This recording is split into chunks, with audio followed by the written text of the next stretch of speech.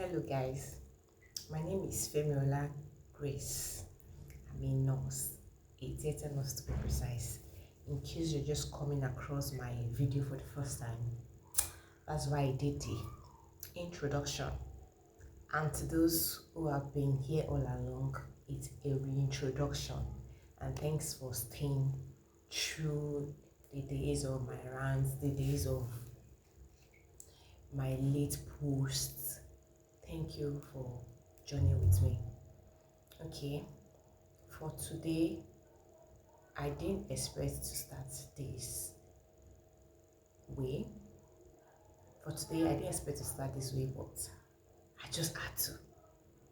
By now, I thought the level of gullibility should have drastically reduced due to the AI platform that many shout about, that they use to monetize, they have to ask questions, they use to write story, they do a lot of things with. But I'm still baffled how majority still showcase their gullibility. Because please, why did I see a sad story about a lady? Apparently, she undergone a surgery and eventually she died. So the surgery, as quoted by the person who posted it, said emergency fibroid removal. That brought about this my video, because I was shocked. Emergency fibroid remover. I've never heard about it. I never knew there was something like that. I never knew there was something called emergency fibroid remover. Of a truth, the demised lady might have undergone such surgery as fibroid remover, but the fact that there was emergency attached to it worries me, because I've never heard about it.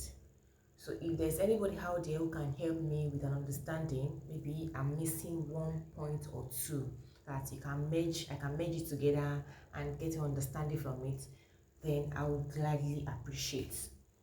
Because I understand that surgeries cannot be predicted, especially some surgeries that are very, very complicated. And I know that surgeons who want to carry out these surgeries would have given you like the benefit of why you should do the surgery, the risk attached to it, the prognosis, which is the outcome of the surgery, and possible complications. Every surgery you are going in for has this.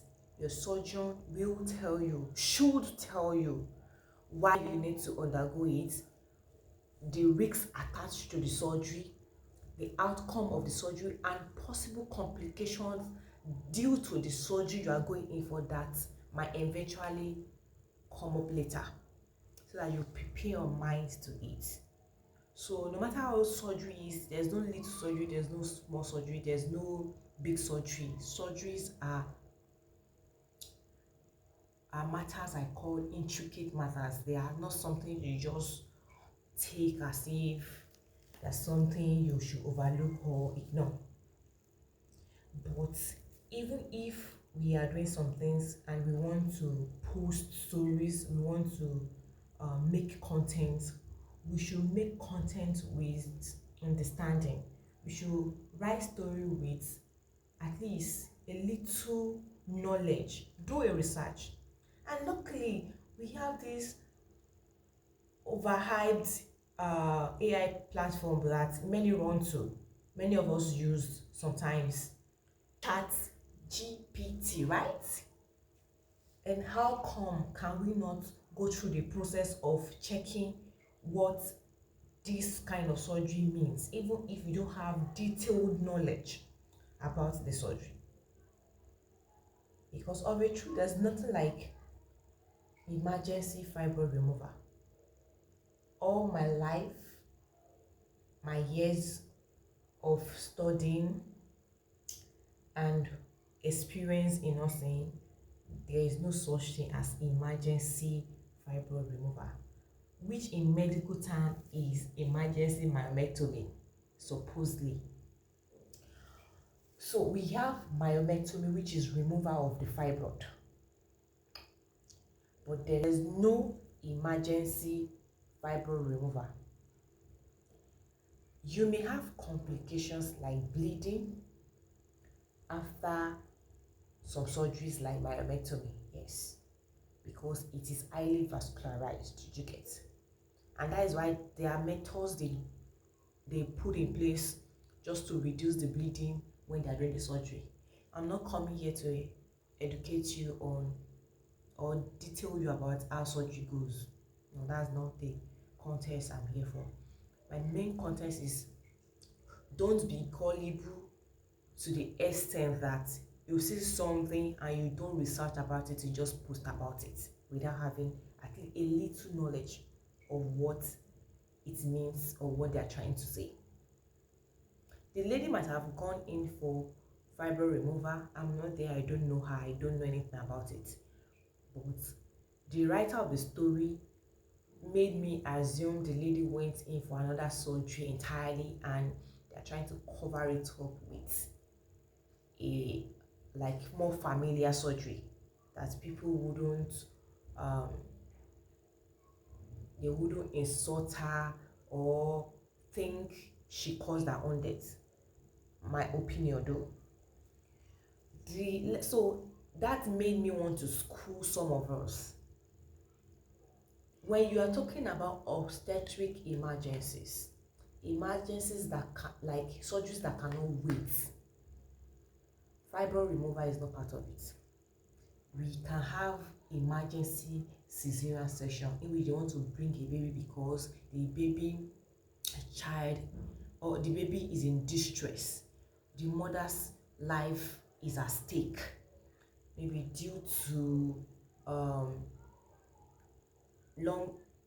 long hours of laboring or preeclampsia. Yes, those are the things that can cause emergency surgery obstetrically. If a patient has cord prolapse, you can have emergency surgery. If, like I've already made mention of preeclampsia. Yes, somebody who has high blood sugar, high BP, and it's affecting the child and the mother, they need to do cesarean section, emergency cesarean section. If there is a case of ruptured ectopic pregnancy means that where the baby is supposed to stay, to be housed, it is being attached to the outer part of the original place where the baby is supposed to grow, and eventually maybe busted or ruptured. That may put the life of the mother at risk, which requires emergency surgery. Do we get that? Myomectomy surgery are always elective. They plan it, prepare their mind against it because it is non-cancerous. So it's not something that is life-threatening. The only thing that can make myomectomy life-threatening is hemorrhage. That means like bleeding after the surgery. But the surgery itself that requires you to remove fibroid is not an obstetric emergency. So there's nothing like emergency fibroid removal. Get that.